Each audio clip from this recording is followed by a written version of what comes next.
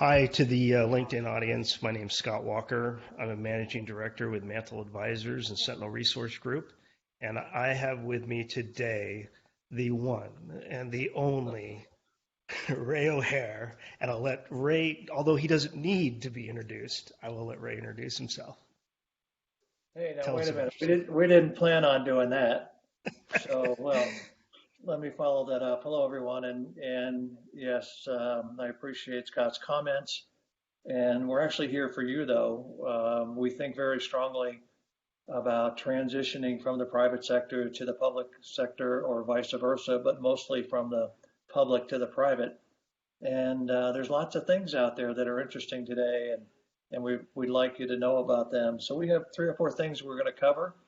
And then we'll probably take a break for a week or two and come back and finalize on another topic of social networks and developing your talents on LinkedIn and elsewhere. So Scott, what do you think about our first topic of how do I get started? I want to go Yeah, from the LAPD to a CSO.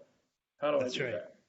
That's right. Well, as Ray knows, and for folks on LinkedIn that don't know, I work probably on a weekly basis with people who are transitioning from the military and from law enforcement to do that successfully. What does that look like, and what kind of considerations should they have on top of my normal duties as a managing director, right? But this is something that both Ray and I are passionate about. Both Ray and I come from a law enforcement background, and what we want to do is set people up for success. And so we get this question constantly, which is how do I start? How do I even get out there and put myself out there? What does the corporate sector look like? And we're going to talk about that. But one of the things that I generally tell folks is to start with understanding where you want to go. Geography plays a big role in how I talk with people that I'm talking through this transition process. And I don't know if that's the same thing for you, Ray, but I find it a real challenge when I have folks that it's usually military veterans or military members that are in. I had one veteran who was overseas in Europe, and he wanted to come back home to Texas, and he was looking for a corporate security job in Texas. But his resume had U.S. military base X in Germany, right? And so to potential employers, it looks like he's a German citizen. He's not an American. They maybe don't even read down past that. So one of the challenges that I have with folks, especially who are geographically different than where they want to go, is, and this I think will play in a little bit to our discussion about how COVID has affected these kinds of challenges. But I think the thing that I run into a lot is first you got to identify where do you want to go.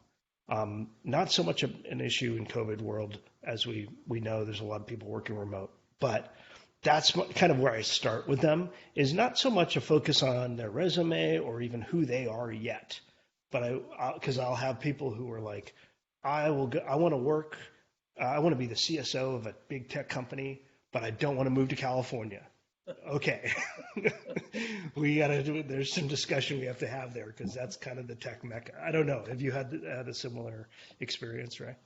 Yeah, no, I think I feel for the people because it's a big challenge, and you work and you build a career and you build a reputation in whatever sector you're in, local, federal, or state, and or the military, and now you say, okay, I think I'm going to retire next year. So certainly we want to talk about getting started early and kind of figure out what the guidelines are, what the landscape looks like, and a couple of things that stand out all the time. If you apply for a job today, and no matter what your background is, and if it's a CSO or a high level security role, there's going to be a minimum of 300 to 400 resumes for that job. So when there's 300 to 400 resumes, now you have to get that narrowed down to one or two. So how do you do that? Right. And we'll talk a little bit more about that. And 300 or 400 is actually conservative. And then the second thing about that you have to remember is that you have to file for that job electronically so that the companies can comply with their regulatory issues. But so now your resume is going to be screened electronically. So that means that when they do that, there's a word search And if you don't hit those word search names that they're looking for, you're never going to hear another word about it. And that's a horrible thing, and um, it's very irritating to know that you applied for a job and you never heard another word. So lesson number two, if you apply for a job and you've done all your research, the next thing you have to do is you have to get around that electronic filing. And if you stick with us for a while, you'll hear what we have to say about that as we go forward. So, I think that's kind of a good thumbprint of what maybe they should start thinking about and what have you. And I like what you said about the location, especially as it relates to COVID today. You maybe don't want to go to Boise, Idaho, or That's right. maybe you do want to go to Maybe Boise, do. Idaho. But I would say, and I would tell everybody that I talk to, don't worry too much about the location of the job today. It's especially as it relates to COVID, as we know in the last year, but even beyond that, there are many people that are not at a company location in the corporate security arena. So while it might say Boise, Idaho or Pocatello, Idaho, don't worry too much about that until later on, and we'll tell you what that might mean later on. Do you find that there's an expectation that when folks are coming out of, specifically, I find this with law enforcement folks, but they're coming out of a 20 plus, 30 plus year career with one entity, that they expect to land in the Google, Apple, Toyota, Microsoft for the next 20 years?